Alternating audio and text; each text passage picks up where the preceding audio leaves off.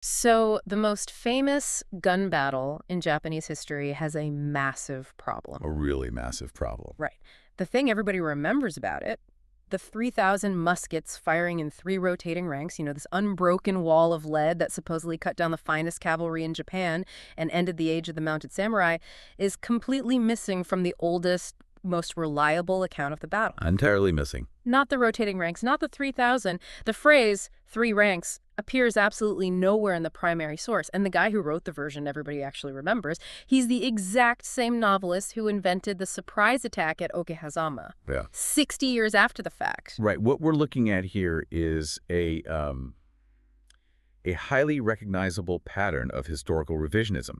You have an authoritative primary source that just remains silent on a defining tactical feature. And then a novelist steps in? Exactly. A later literary invention steps into that silence, and then it eventually becomes accepted by modern institutions as absolute fact. You're listening to Ink and Iron.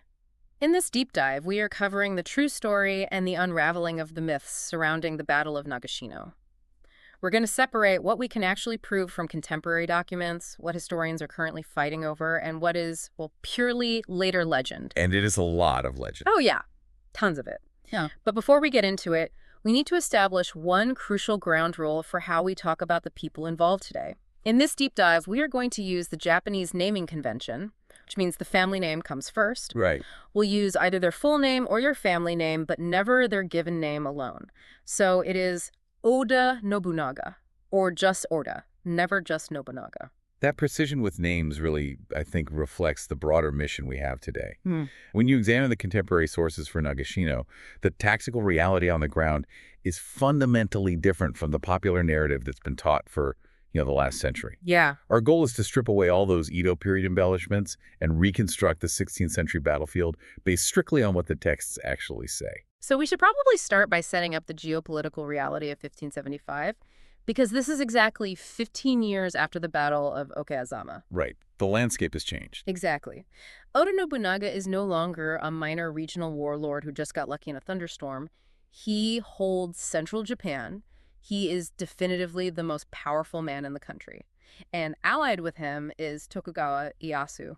Now, Tokugawa Ieyasu will eventually become the man who unifies and rules all of Japan. But right now... Right now, he is very much the junior partner in this alliance. I mean, he relies heavily on Oda's military backing just to secure his own borders. And to understand the tension driving this whole campaign, we have to look at the eastern border of Tokugawa territory, because they are facing the Takeda clan, currently led by Takeda Katsuyori. Yes, and Katsuyori has recently inherited his domain from his father, Takeda Shingen, which is... a tough act to follow. That's an understatement.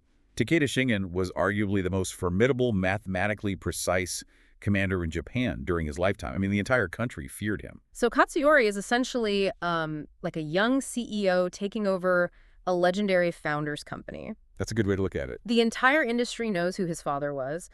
The board of directors, in this case his senior generals, are all his father's men. There are these grizzled veterans who expect a very specific caliber of leadership. So Katsuyori has to prove he isn't just riding on the coattails of a titan. The psychological burden on Katsuyori is just immense. He's surrounded by veterans who served a literal military genius. He needs the decisive, independent victory to cement his own authority. Both over external enemies. Like Oda and Tokugawa, yeah. And internally over his own retainers. Exactly. And that pressure, that need to prove himself, really dictates his strategy here. Which triggers the whole conflict, because in the early summer of 1575, Katsuyori marches his army into Mikawa province, which is right into Tokugawa territory, and he lays siege to Nagashino Castle. Right. But can you explain the geography here? Because when you look at a map, it doesn't look like a massive, sprawling, impenetrable fortress. No, it's not a massive fortress at all. Nagashino Castle is a pretty small, relatively isolated stronghold, but it sits at this critical strategic junction where 2 rivers, the Toyokawa and the Uragawa, meet. So it controls the roads and rivers. It controls the major logistical arteries of the entire region. Now, the castle is held by a Tokugawa retainer named Okudara Sadamasa, and he commands a garrison of roughly 500 men. Just 500. 500 defenders, surrounded by the entire invading force of the Takeda army. 500 men backed against a river junction. And because it's Tokugawa territory under direct assault, Oda and Tokugawa they can't just ignore it. They assemble this massive relief army to save this tiny garrison. But the siege itself produces one of the most enduring individual stories of the whole era. Right, the story of Torii Suneemon. Exactly. And the documentation surrounding Torii Suneemon really requires us to draw a hard line between what the contemporary evidence actually supports and how later writers shaped his memory. What do we actually know for sure? Contemporary evidence confirms that Suneemon, who was a defender inside the castle, managed to slip through the Takeda siege lines at night. Which is incredibly dangerous. Very. But he successfully navigated enemy territory, reached the Allied command, and confirmed that the relief army was indeed on its way. But he doesn't stay with the safe, massive army. Like, he tries to sneak back into the doomed castle just to tell the 500 men they are going to be rescued. Yes. And on his return journey, he is captured by Takeda patrols. The Takeda execute him by crucifixion right outside the castle walls, literally in full view of the defenders. Just brutal. It is. And we know the mechanics of his death are accurate because a contemporary banner, a physical painted standard carried by a samurai, showing Suneemon on the cross, survives to this day. So the physical evidence is undeniable, but the story passed down in popular culture doesn't stop with just a silent, grim execution, does it? No. The popular narrative insists that as he was being crucified, he heroically shouted out to the defenders on the walls, telling them the relief army was coming. Like intentionally sacrificing himself to give them hope. Right, but that specific detail, that heroic final shout, is a later legendary embellishment. It absolutely does not appear in the immediate contemporary accounts. Why add it, though? I mean, the reality of a guy sneaking through enemy lines, getting caught on the way back, and being crucified is already incredibly grim and dramatic. Why do later writers feel the need to, put a cinematic monologue in his mouth? Well, military chronicles written during the subsequent Edo period, which was a time of prolonged peace, served a very different function than battlefield dispatches. Okay. They were designed to elevate the moral stakes of history. They wanted to create paragons of loyalty for a samurai class that was, frankly, rapidly becoming bureaucrats. Oh, I see. Yeah, a man dying on a cross is just a casualty of war, but a man using his final breath to defy his captors and encourage his comrades. That becomes a symbol of ultimate, unyielding vassalage. So the embellishment is essentially teaching the peacetime reader how a perfect samurai should behave. Exactly. It turns a brutal execution into a curriculum on loyalty. But even if Suneemon's death was intended to demoralize the garrison, it totally failed. They held the castle. And because they held out, the massive relief army of Oda and Tokugawa didn't have to rush blindly into a chaotic rescue operation. And that is the central tactical reality of this entire campaign. The Allied army stops well short of Nagashino Castle. They don't march all the way there. No. They march to a place called Shitaragahara and just completely halt their advance. The terrain there is defined by a small, shallow stream called the Rengogawa, which runs north to south directly across the valley floor. So they stop on the western bank of this stream, and they don't just set up a temporary camp. They fundamentally alter the physical landscape.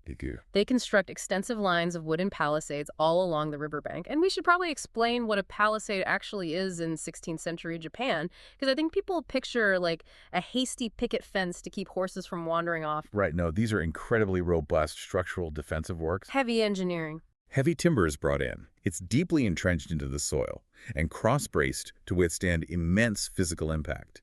They are engineered specifically to break the momentum of a concentrated infantry or cavalry charge. They're building deliberate choke points. Deliberate choke points and specific firing lanes. And behind these heavy wooden walls, Oda and Tokugawa position their gunners. Which shifts the entire dynamic of the war. Oda and Tokugawa did not ride to the rescue. They marched to a piece of ground they liked, built a heavy physical barrier, and actively waited. They essentially dared Katsuyori to come to them. They forced Katsuyori to make a massive strategic decision under extreme pressure. He is no longer just besieging a small castle. He now has an entrenched, fortified army sitting on his flank, threatening his entire operation. Which brings us into the Takeda command tent. And again, popular history has a very specific, highly emotional version of this war council. Right, and we must be rigorous here.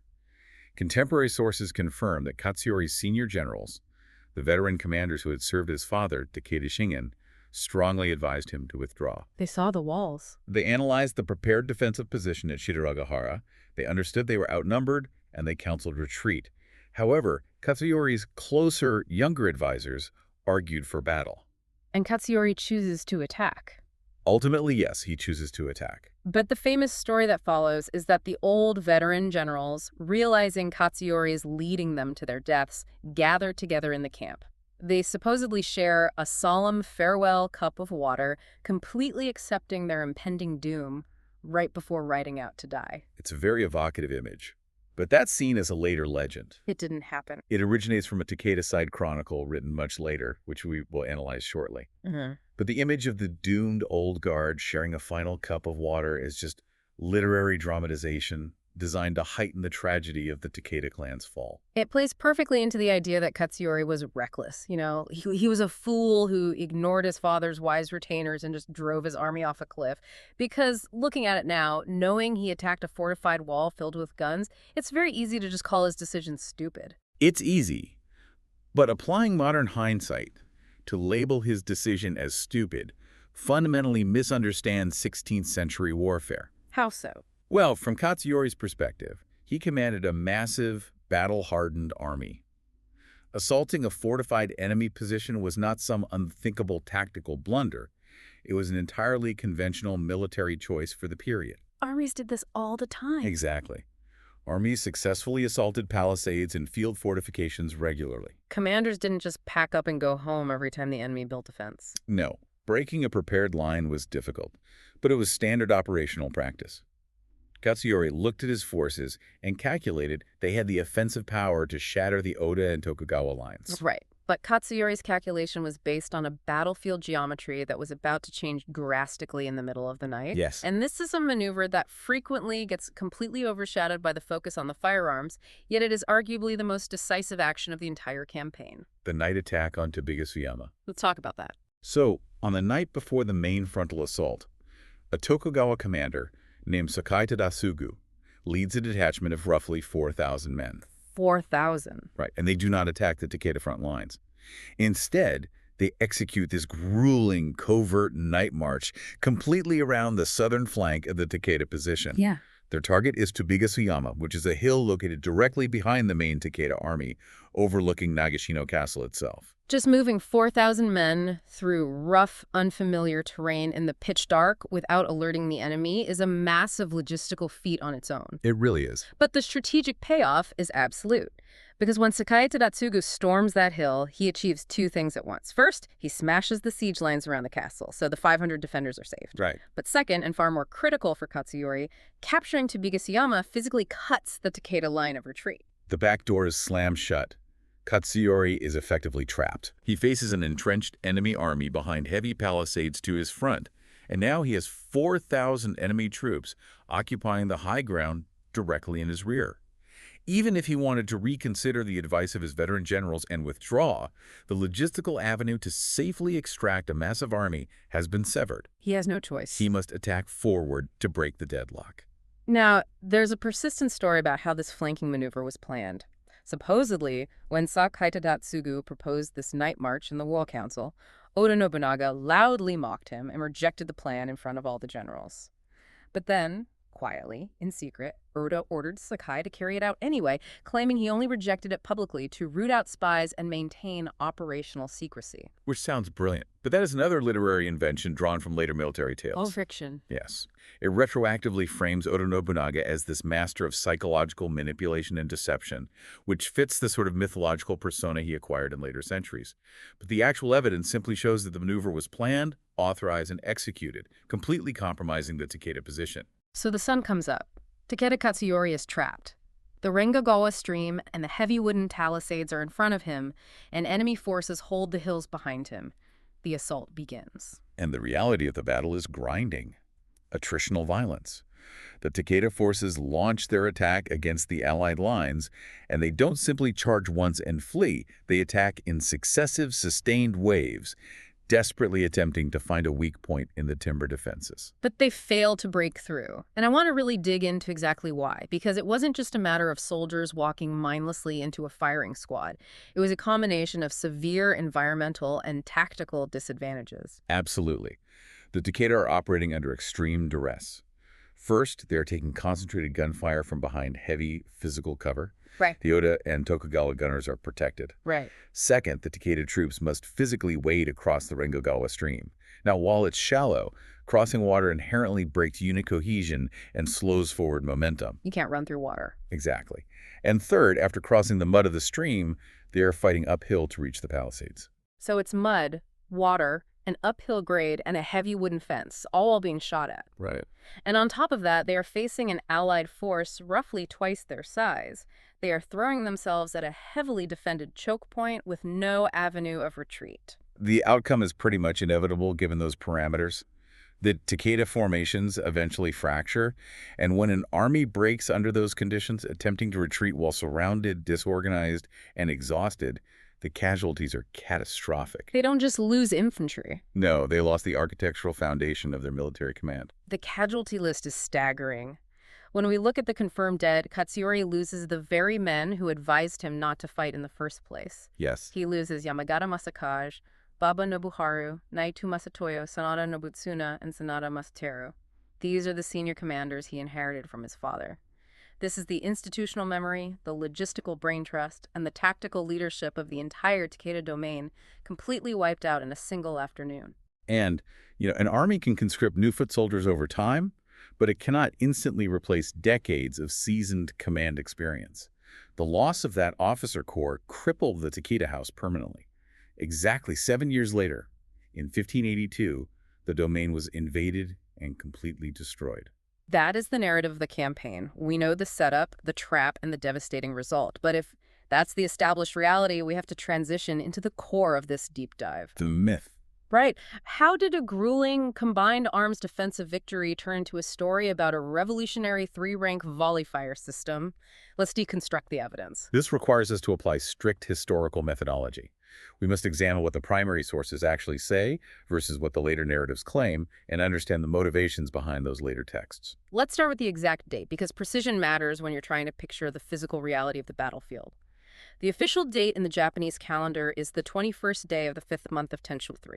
Right, and if we convert that to the Julian calendar, it is the 29th of June, 1575. However, in the Gregorian calendar, which is the calendar we actually use in the modern world, the date is the 9th of July, 1575. And why does that matter for you listening? Because if you read an older English textbook, it might casually say June 28th or June 29 using an outdated conversion. But this battle happened in early July. If you want to understand what the soldiers were experiencing, you have to picture the intense heat, the suffocating humidity, and the mud of a Japanese July. Exactly. Contextualizing the physical environment requires the correct date. Now, to understand the historiography, we must evaluate 3 specific texts. These 3 books form the absolute foundation of everything we know and everything we mistakenly believe about Nagashino. Book number 1 is the Shinchō Kōki. This is written by a man named Edutuchi. This text is our most reliable bedrock account. Shichi was a contemporary who served Oda Nobunaga directly. He was right there. He had access to the administrative and military realities of the Oda clan, and he wrote from proximate knowledge. When historians want the factual baseline of Oda's campaigns, they turn to Ōta Gyūichi. So what does Ōta Gyūichi say happened at Nagashino? Well, he describes the construction of the wooden palisades. He describes the deployment of guns. He describes the successive waves of Takeda attacks being repelled. But here is the massive omission. Yes. In this reliable, contemporary primary source, there is absolutely no mention of 3 ranks. There is no mention of rotating volleys. There is no description of gunners firing, falling back, and letting another line step forward to reload. The omission is staggering if one believes the popular myth. I mean, the mechanism that supposedly revolutionized Japanese warfare, the synchronized volley-fire, is entirely absent from the text written by the man closest to the events. If Oda actually invented a revolutionary new tactic that annihilated his greatest rival, his official biographer would write about it. He would brag about it endlessly. The fact that Ōta is completely silent means we have to look for where this idea originated. That leads us to the second book, the Hoshin Shinjuki, written by Ōshuan. Ōshuan. And anyone who has studied the Battle of Okehazama knows exactly what Ōshuan does to history. Well, absolutely. He is a novelist writing for a peacetime audience. Ōshuan wrote decades after the events during the Edo period, and this book, the Hoshin Shinjuki, is the exact source of the volley-fire myth. The exact source. It is in this text, and only this text initially, that we find instructions for 1,000 guns to fire at a time, rank replacing rank in a continuous choreographed cycle. So Oda did not invent a 3-rank rotating volley-fire at Nagashino. A novelist named Ōta invented it on paper decades later. The pattern of historiographical distortion is just undeniable here. Ōta is the exact same author who invented the myth that Oda won the Battle of Okehazama through a brilliant, calculated flanking ambush rather than a chaotic frontal assault in a storm. He loves a tactical genius narrative. He does. Here, at Nagashino, he invents the highly synchronized volley fire. In both cases, the reliable contemporary account describes messy, attritional warfare, and the later novelist engineers a narrative of supreme intellectual and tactical genius. It's like taking a dry, chaotic after-action report and handing it to a screenwriter who says, no, this needs a master plan. It needs 3 perfectly synchronized ranks of gunfire. And that movie script becomes the version everyone accepts as a documentary. The Edo period audience desired order. They wanted a narrative where the great unifiers of Japan won through supreme, almost mathematical superiority, not just through mud, timber, and numerical advantage. What about the third book? We have the Oda side texts, but there's a Takeda side to this history as well. The third book is the Kuyugunkan. This is the chronicle written from the perspective of the Takeda domain. For a very long time, historians largely dismissed this text as an unreliable fabrication due to its complex textual history and dramatic tone. But that changed. Yes, linguistic analysis conducted in the 1990s and beyond has rehabilitated the text somewhat. Scholars have demonstrated that it contains genuine 16th century linguistic elements and likely preserves authentic Takeda traditions. But this is the source of the human drama, right? Like, this is where we get the story of the veteran generals sharing the farewell cup of water. Correct. The Kuyugunkan provides the emotional and psychological color for the Takeda camp. But because of its inherent dramatic flair, it must be handled cautiously.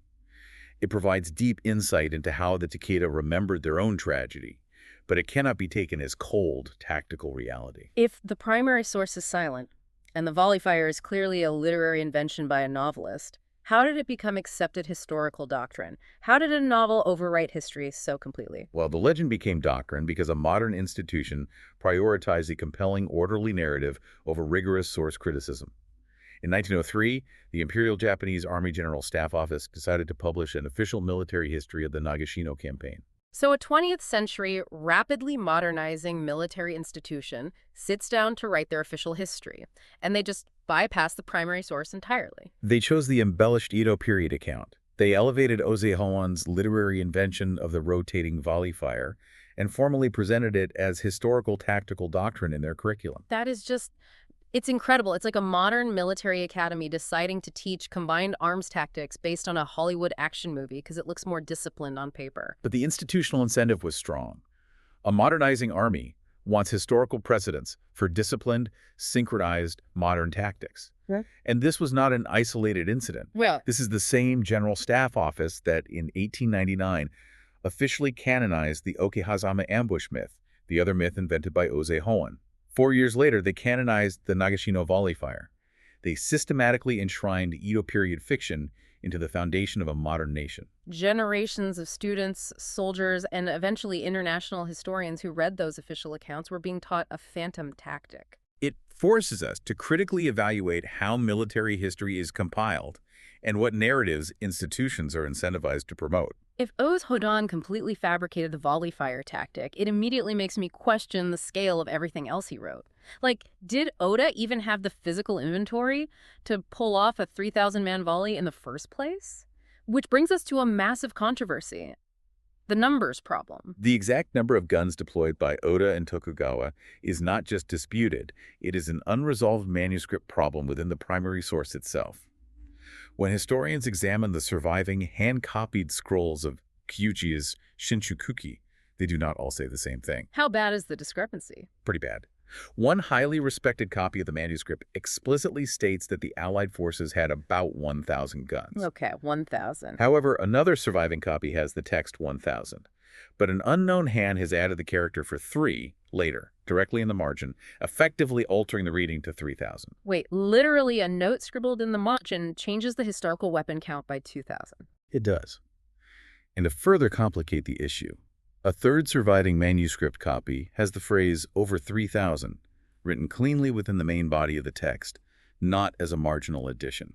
So you have conflicting scrolls, and historians have to figure out which one represents the original truth. Where do the experts actually land on this? The historical community is sharply divided based on how they interpret manuscript transmission.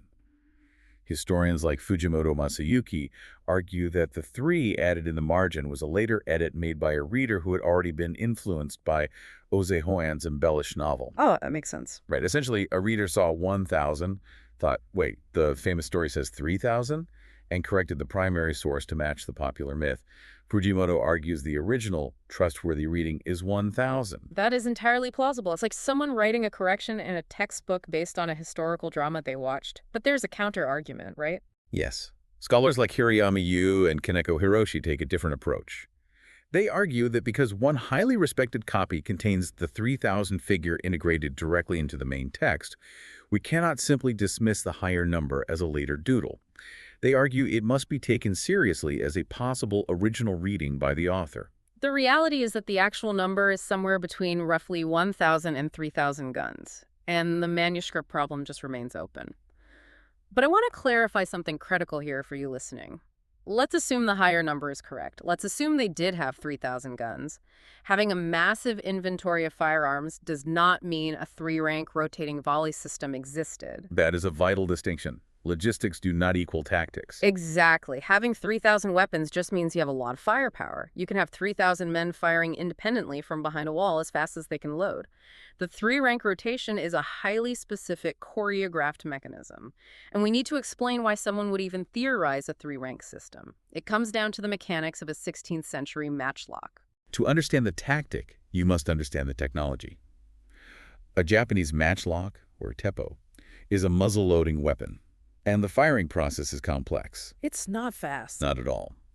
A gunner must pour gunpowder down the barrel, insert a lead ball, ram it down with a rod, prime the flash pan with finer powder, blow on a smoldering slow match cord to ensure it is hot. Which is literally a burning rope. Right. Then attach the match to the serpentine mechanism, aim, and pull the trigger to plunge the match into the pan. It is definitely not point and shoot. Far from it.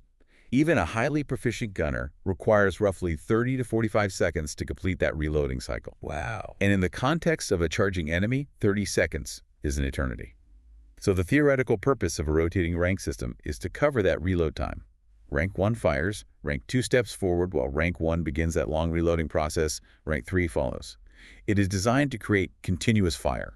But executing that choreography while under attack requires immense discipline. So, knowing that the primary source doesn't mention it, and Urzihon invented it, where does modern Japanese scholarship stand on whether anything resembling this tactic actually happened? The modern consensus broadly rejects the storybook image of Oda Nobunaga inventing a flawless 3-rank rotating volley. But the degree of rejection varies significantly among experts. We can examine a spectrum of scholarly opinion here. Let's start with Fujimoto Masayuki, who we just mentioned, regarding the gun numbers. Fujimoto Masayuki rejects the volley-fire tactic entirely. He views it purely as a later fiction with absolutely no basis in the historical reality of the battle. A clean, total rejection. But then we have Suzuki Masaya, who goes much further. Suzuki Masaya issues a sweeping rejection. He points out that not a single primary source or surviving letter from a participant mentions coordinated volley fire. Not one. None.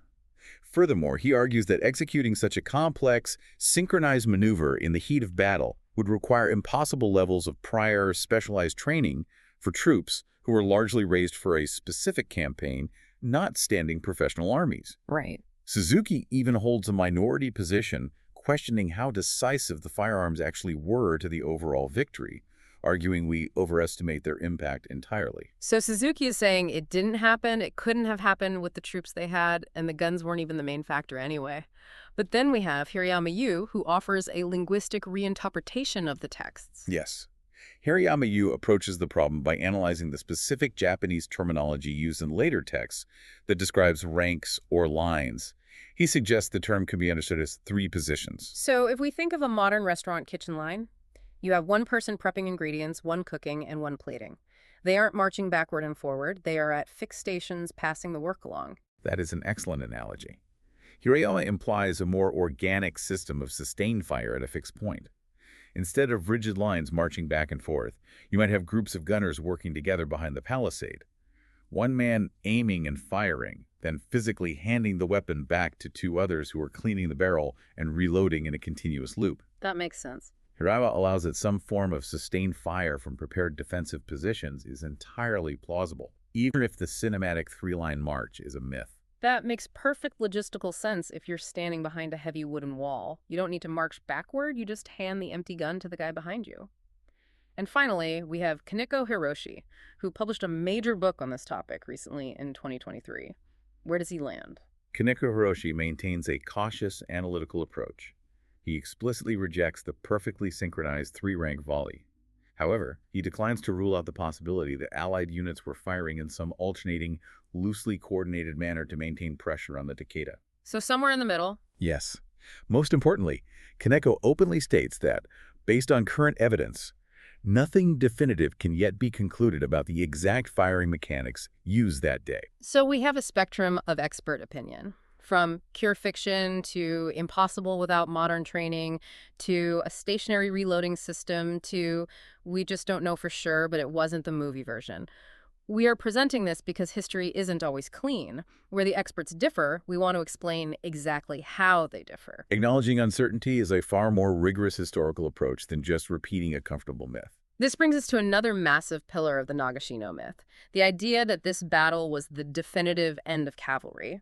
The popular framing is that peasant conscripts with newfangled guns easily mowed down the elite, aristocratic mounted samurai of the Takeda, and warfare in Japan changed overnight. That framing is a modern oversimplification, heavily disputed on two major fronts regarding the horses themselves and the riders. The very concept of the Takeda army as an elite specialized cavalry corps is deeply questioned today. Let's talk about the biological reality of the horses, because this really changes the picture. 16th century Japanese horses, specifically the Kiso ponies bred in the Takeda region, were small. They measured roughly 120 to 130 centimeters at the shoulder. That's tiny. They were sturdy, mountainous animals with thick necks, but they were absolutely not the massive war horses of European heavy cavalry. They could not carry a heavily armored samurai at a full gallop for a sustained shock charge designed to physically shatter infantry lines. They are essentially the size of large ponies, and the riders themselves weren't necessarily professional cavalrymen either. Many soldiers in the Takeda army were part-time combatants with agricultural duties. The idea of them undergoing the continuous, highly specialized training required to execute massive synchronized cavalry charges on a battlefield is highly unlikely. In reality, riding to the battlefield for mobility and then fighting dismounted on foot was incredibly common. We shouldn't swing the pendulum completely in the other direction, though, and claim there were no horses at all. Absolutely not. Hirana Mugu's provides an important counterpoint here, noting that Ōta Gyūichi's primary source, the Shinchō Kōki, explicitly describes mounted attacks taking place during the battle. So there were horses? The existence of mounted combatants attempting charges is corroborated by the texts. The scholarly disagreement is about the degree, the scale, and the mechanical function of those charges, not about whether horses were present. So if the Takeda weren't an unstoppable wave of pure heavy cavalry, and the guns weren't firing in a magical three-rank synchronized laser beam, what actually caused the victory? Why was it such a one-sided slaughter? The established reality of Nagashino is that it was a masterpiece of combined arms and operational strategy. The guns were real and they were deadly, but they were not acting alone. We need to synthesize the actual tactical variables. Why did Oda and Tokugawa win? First, the wooden palisades physically stopped the momentum of the Takeda charge. You cannot overrun a position if you are physically halted by heavy timber. Second, the terrain itself. The muddy banks of the Rengogawa stream and the uphill incline broke the Takeda formations and slowed their approach, keeping them in the kill zone longer. Third, the numbers. No matter which estimate you use, whether it was 38,000 against 15,000 or 17,000 against 8,000, Oda and Tokugawa possessed a 2-to-1 numerical advantage. They had the manpower to rotate fresh defenders to the palisades and absorb the successive waves. And finally, the most crucial operational element, the flanking attack on Tobigasuyama by Tadatsugu. Before the main frontal assault even began, the high ground behind the Takeda had been taken. Their line of retreat was completely closed. A heavily defended timber position, a muddy river, double the numbers, and absolutely no way to retreat. When you put all of those factors together, the outcome makes perfect sense. The guns were a terrifying element in that equation, but to say guns won the battle ignores the defensive engineering and the devastating flanking maneuver that actually sealed Katsuyori's fate. It is a far more complex military achievement than the simple myth of a magic volley fire. So, what remains of all this today? If you go to the site of the battle, what is actually there? The battlefield at Shitaragahara is remarkably well preserved. Crucially, there are reconstructed sections of the palisade lines standing there today. And looking at those heavy wooden fences physically proves what the primary source documents have been saying all along. This was a prepared, entrenched defensive position. It destroys the myth that this was just an open field where cavalry happened to randomly run into a line of gunfire. The physical landscape is the ultimate primary source. Additionally, the site of Nagashino Castle itself remains at the junction of the two rivers, allowing you to see exactly how small and isolated that garrison really was. And there is that chilling piece of physical evidence we mentioned earlier. The banner depicting Torii Suneemon's crucifixion still exists. You can look at the contemporary record of a man who gave his life to deliver a message, stripped of the later cinematic dialogue, just the stark reality of what a siege cost. And as for the Takeda house, the tragedy is absolute. The clan that had terrified central Japan lost its senior command structure in a single afternoon at Shitaragahara. The institutional memory was gone. They never recovered, and 7 years later, the Takeda house was completely destroyed. The one-line takeaway is this. The most famous volley-fire in Japanese history is entirely missing from the best source for the battle. The gun count itself is literally an unresolved argument scribbled in the margins of old manuscripts. And the modern memory of this monumental clash was engineered by a 17th century novelist and an early 20th century Army staff college. It leaves you with a deeply unsettling question to mull over. If a single novelist, writing decades later, could fundamentally rewrite how a modern military understood its own tactical history, how many other foundational turning points in global military history are just beautifully written fiction that we've simply decided to accept as fact? Thank you for listening. If you want to keep exploring the truth behind the myths, make sure you subscribe to Ink and Iron. We'll be back with more deep dives where we strip away the legend and return to what the sources actually say.